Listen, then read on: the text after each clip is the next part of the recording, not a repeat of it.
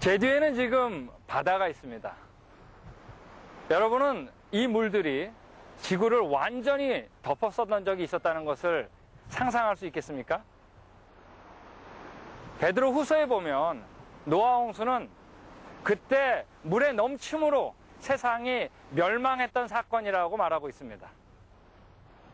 그 말씀에 비추어 보면 노아 홍수는 이 물들이 완전히 육지를 덮었다가 지금의 자리로 돌아간 사건입니다. 바로 전지구적인 홍수 심판 사건인 것이죠. 노아 홍수는 전지구적인 사건이기 때문에 그 증거들을 지구상 어디에서나 관찰할 수 있습니다. 이제부터 미 서부 지역을 돌면서 저와 함께 그 증거들을 확인하겠습니다.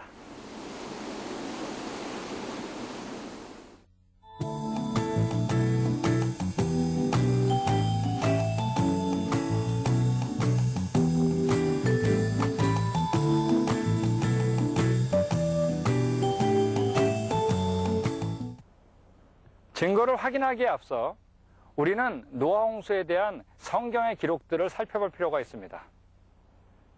노아 홍수는 다른 성경의 사건에 비해서 비교적 자세하게 기록되어 있습니다. 노아 홍수는 노아가 600세 되던 해 2월 17일 날 시작해서 그 다음 해인 2월 27일 날 하나님께서 방주에서 나오라 하는 명령과 함께 끝이 나게 됩니다. 그러므로 노아 홍수는 약 1년하고 열흘 정도 걸린 사건이죠. 노아 홍수는 크게 두 가지 기간으로 나누어서 설명합니다. 홍수가 처음 시작하여 물이 점점 증가하고 천하의 높은 산이 다 잠긴 이때를 우리가 전기라고 부릅니다. 그리고 다른 하나는 그 물들이 빠져나가고 마르는 기간이 있는데 이를 우리가 후기라고 부릅니다. 우리도 이 두 가지 기간으로 나누어서 접근해 보기로 하겠습니다. 홍수에 대한 성경 기록 가운데 가장 쟁점이 되는 구절을 하나 꼽으라 그러면 바로 천하의 높은 산이 다 잠겼다고 하는 구절일 것입니다. 왜냐하면 천하의 높은 산이 다 잠길 수 있는 이러한 홍수는 전지구적인 홍수밖에 상상할 수 없기 때문입니다. 실제로 성경의 전반적인 홍수 기록들을 보면 그 홍수가 전지구적인 사건이라는 것을 얘기하고 있습니다. 사람을 구원하기 위해서 방주를 만든 점, 그리고 방주 안에 동물들이 종류대로 들어간 점, 그리고 노아가 까마귀와 비둘기를 날리는 그 모습들은 이 사건이 전지구적인 사건이라는 것을 의미하는 것입니다. 노아 홍수는 영어로 플러드라고 번역되어 있습니다. 이 단어는 히브리 말로 맞불이라는 단어입니다. 구약 성경에 많은 다른 홍수 사건이 있지만 특별히 이 맞불은 전지구적인 단 1회의 사건, 노아 홍수에만 사용되고 있습니다. 노아 홍수 일지를 자세히 읽어보면 어떠한 한 단어를 특이하게 반복적으로 사용하는 것을 볼 수가 있습니다. 그 단어가 바로 땅이라고 하는 단어입니다. 홍수가 시작하기 전부터 하나님께서는 땅과 함께 사람을 멸하리라 하시면서 땅을 강조하십니다. 홍수가 끝난 다음에 하나님께서 내가 다시는 땅을 저주하지 않겠다 하시면서 또 땅을 말씀하십니다. 그러니까 노아 홍수는 땅을 저주했던 사건이었던 거죠. 그리고 홍수 끝난 다음에 무엇을 보여주시나요? 바로 무지개를 보여주십니다. 근데 그 무지개를 보여주실 때도 하나님께서 뭐라 그러냐면 내가 다시는 땅을 침몰할 홍수가 내게 있지 아니하리라 얘기합니다. 바로 노아 홍수는 the flood to destroy the earth. 땅들이 완전히 파멸된 그런 홍수였던 것이죠. 무지개 언약과 함께 언급되었던 홍수는 오늘날의 일반적인 홍수가 아님에 틀림이 없습니다. 바로 모든 땅들이 부서지는 전지구적인 대격변을 의미하는 것이죠. 그런 의미에서 하나님께서 이때 말씀하신 이 언약은 아직까지 지켜지고 있는 것입니다. 성경에서 노아 홍수 일지는 약 80절에 걸쳐 기록되어 있습니다. 그 가운데 땅이라는 단어가 40회나 등장합니다. 그러니까 노아 홍수는 땅에 대한 사건이었던 것이죠. 노아 홍수는 한마디로 얘기하면 그러므로 흙과 물이 뒤섞인 전지구적인 대격변을 얘기합니다. 자, 그럼 이제부터 그 노아 홍수 진행 과정을 알아보기로 하겠습니다.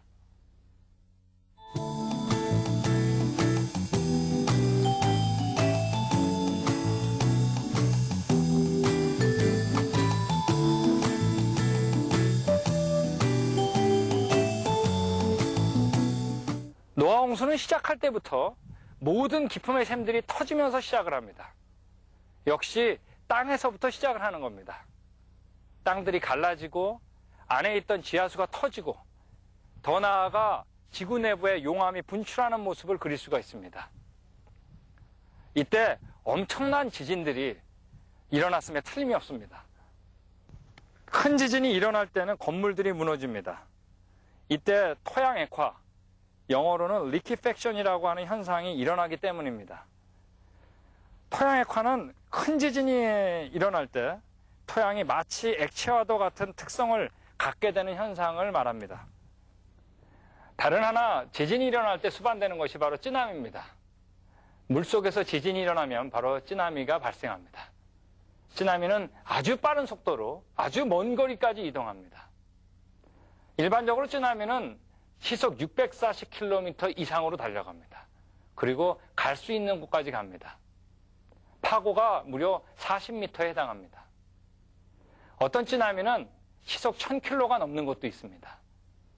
이 정도의 속도면은 거의 비행기 속도와 맞먹는 것이죠. 지난 2004년에 약 30만 명의 인명을 앗아갔던 인도네시아 쓰나미는 인도네시아에서 스리랑카까지 가는데 약 2시간밖에 걸리지 않았습니다.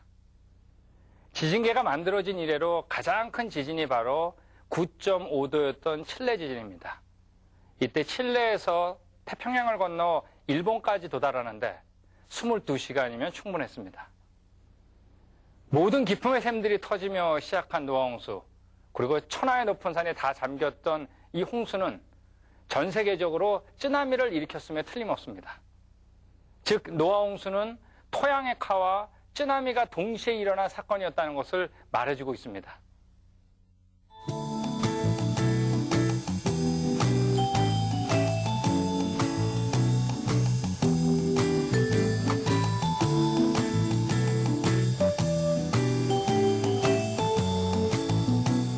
지금부터 우리는 지질학의 증거들을 통하여 물이 점점 증가했던 노아홍수 전기의 상황을 알아보기로 하겠습니다.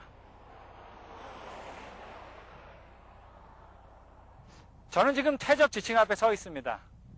이 퇴적 지층은 퇴적암의 가장 일반적인 특징 중에 하나입니다. 지질학자들에게 지층의 형성은 가장 큰 궁금증 중에 하나였습니다. 예전에는 지층이 오랜 세월 동안 쌓이고 쌓여서 이루어졌다고 생각했었습니다. 그러나 최근 많은 실험들을 통해 지층은 언제나 아주 빠른 퇴적 과정 속에서 형성된다는 것을 알게 되었습니다. 이 실험은 굵은 모래와 가는 모래를 섞어서 자유낙하를 시도한 실험입니다. 단번에 굵은 모래와 가는 모래가 반복적으로 지층을 형성하는 것을 확인할 수 있습니다. 우리는 보통 모래를 낙하시킬 경우 굵은 모래가 먼저 쌓이고 그 다음에 가는 모래가 쌓일 것으로 상상합니다. 그러나 실제로 그렇지 않습니다. 그림에서 보는 것처럼 비커에 여전히 굵은 모래와 가는 모래가 남아있기 때문에 순식간에 굵은 것과 가는 것이 반복적으로 쌓이게 됩니다. 그렇지만 무엇보다도 지층 형성 과정에서 가장 많이 사용되는 이론은 혼탁류 모델입니다. 혼탁류는 흙과 물의 고밀도의 퇴적 흐름입니다. 혼탁류는 언제나 항상 빠르며 그리고 뚜렷한 지층을 만듭니다. 산사태, 화산 폭발, 지층과 같은 격변 과정에서 이 혼탁류에 의해서 지층이 만들어지는 것이 관찰되어 왔습니다. 1993년 콜로라도 주립대학에서 중요한 퇴적 과정을 실험하였습니다. 혼탁류로 인한 지층 형성 과정을 실험한 것입니다. 물과 흙이 섞여 있는 혼탁류를 빠르게 흘려보냈습니다. 여기서 바로 뚜렷한 지층이 형성되는 것을 볼 수가 있습니다. 그리고 계속해서 밀려오는 혼탁류는 기존의 지층을 파괴시키지 않고 기존의 지층에 계속 쌓이는 것을 볼 수 있습니다. 이 실험에서 중요한 결론을 얻게 됩니다. 지층은 아주 빠른 속도의 혼탁류로 인해 만들어진다는 것입니다. 그리고 또 하나 중요한 사실을 발견하게 되는데 아래 놓인 지층이라고 더 오래된 것이 아니라는 것입니다. 그림에서 우리는 T1, T2를 볼 수 있습니다. T1은 같은 시기에 형성된 것이며 T2도 같은 시기를 의미합니다. 즉 지층은 아래에서 위로 수직적인 형성만을 하게 되는 것이 아니라 수평과 수직으로 동시에 성장한다는 것입니다. 그리고 그 속도는 아주 빠른 것이죠. 이렇게 혼탁류에 의한 지층 형성의 이해는 아래 지층이 위의 지층보다 상대적으로 오래되었다는 식의 해석에 근본적 오류가 있음을 보여줍니다. 혼탁류에 의해서 지층이 형성된다는 것을 가르쳐주는 중요한 사건이 있었습니다. 1929년에 캐나다 북동부에서 해저지진이 발생했습니다.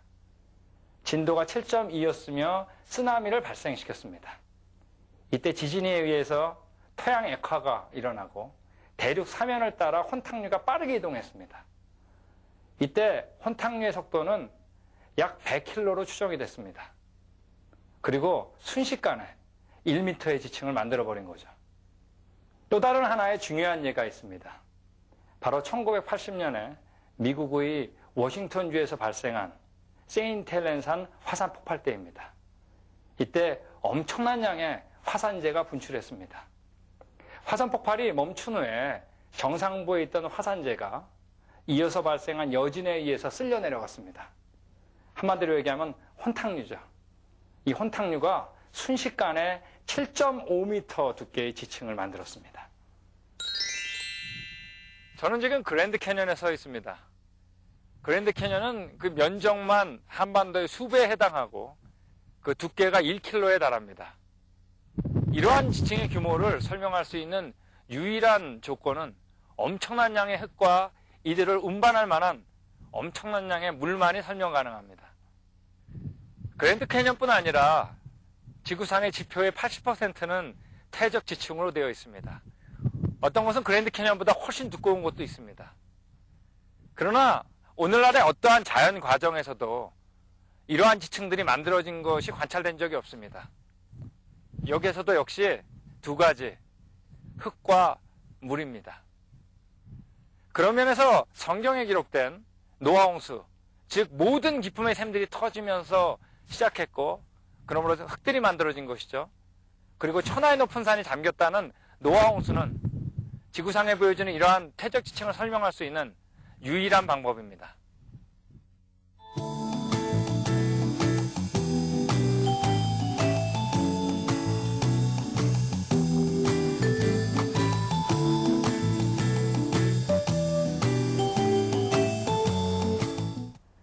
지층과 함께 퇴적암의 특징으로 자주 발견되는 것 하나가 있는데 그것이 바로 사층리입니다.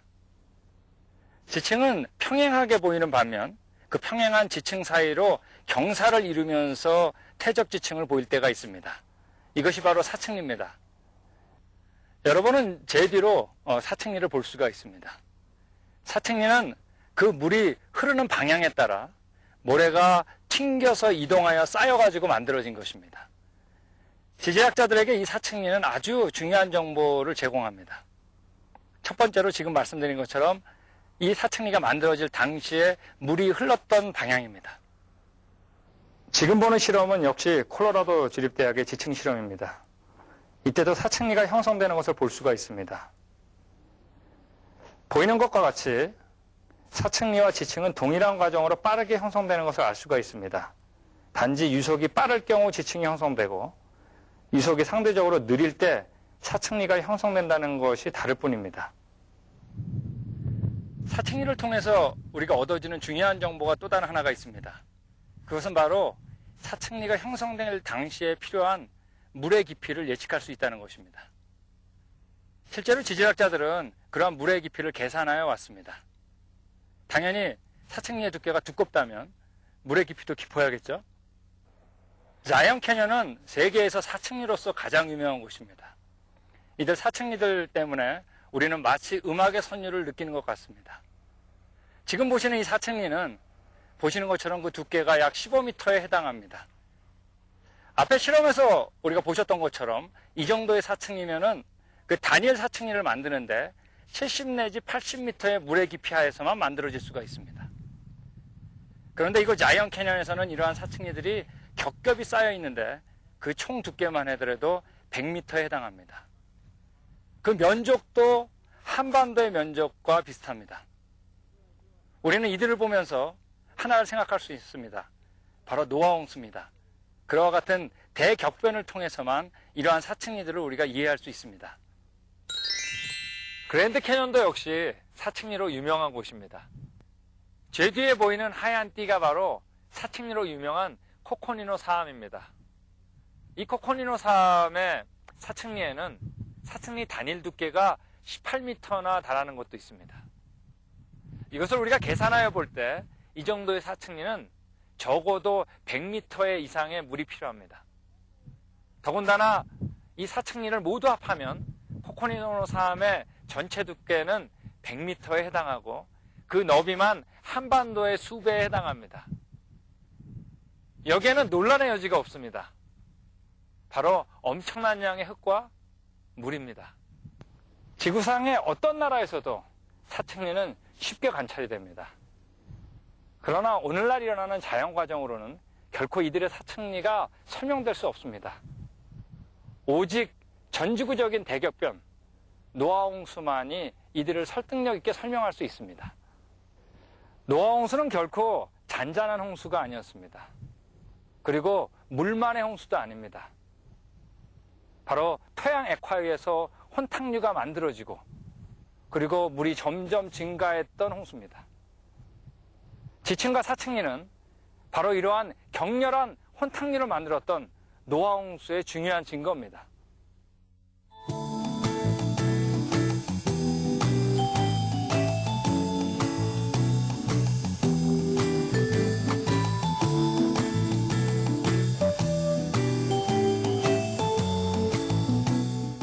저는 지금 물고기 화석을 들고 있습니다.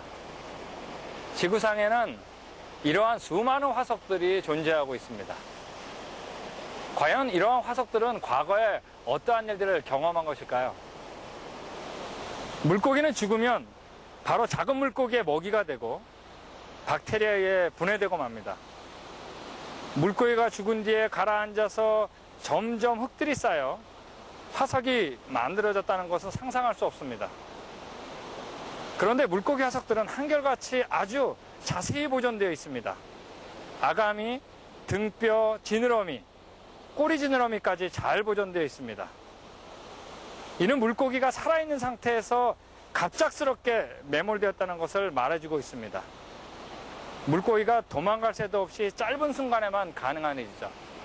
다시 정리하자면 물고기가 죽은 다음에 화석이 된 것이 아니라 물고기가 살아있을 때 화석을 만들 만한 사건 때문에 죽은 것입니다. 여러분은 앞서 들었던 아주 빠르고 엄청난 양의 혼탕류가 떠오르지 않습니까? 화석 가운데 가장 많은 화석들이 조개와 같은 해양 무척추동물 화석들입니다. 지구상의 이들 화석들은 수백억이 넘습니다. 이들도 물고기 화석과 마찬가지로 아주 자세하게 보존되어 있습니다. 재미있는 것은 이들 조개 화석들의 많은 것들은 입을 다문 채로 발견된다는 것입니다. 이러한 모습들은 조개가 살아있을 때 엄청난 양에 의한 혼탕류에서 매몰되었다는 것을 보여주고 있습니다. 지구상에는 수많은 해양 무척추동물 화석과 물고기 화석들이 발견됩니다. 그 밖에 개, 곤충, 새와 같은 화석들도 수많이 발견됩니다. 그러나 오늘날 일어났던 어떠한 자연과정도 이런 엄청난 양의 생물을 매몰시킨 경우는 없습니다. 오직 전지구적인 사건, 엄청난 혼탕류를 일으켰던 노아홍수 격변만이 설명이 가능한 것이죠. 여러분은 과학책에서 단순한 화석에서 복잡한 화석까지 순서적으로 쌓아 올린 지질주상도를 본 적이 있었을 것입니다. 고생대, 중생대, 신생대로 나뉘었고 지질학자들은 이들을 더 자세하게 나누었습니다. 그리고 그 옆에는 그 시대를 대표하는 화석들이 적혀 있으며 옆에 있는 그림들은 바로 그 화석들을 그려놓은 것입니다. 이들은 모두가 1차적으로 화석으로 만든 것입니다. 우리는 이 표를 보며 지구가 지난 역사 동안에 그림과 같이 진화의 순서를 겪었다고 생각합니다. 아마 과학책에서 우리의 세계관에 가장 큰 영향을 준 그림을 하나 꼽으라 그러면 바로 이 지질주상도일 것입니다. 그러나 화석들이 지질주상도와 같이 진화의 순서로 고스란히 발견되는 곳이 지구상에 한 곳도 없다는 것이 문제입니다. 여러분이 사는 어느 곳도 마찬가지입니다. 여러분이 땅을 파고 들어갈 때 사람 화석부터 해양 무척추동물 화석까지 진화의 역순으로 고스란히 발견되는 곳은 지구상에 어디에도 없다는 말입니다.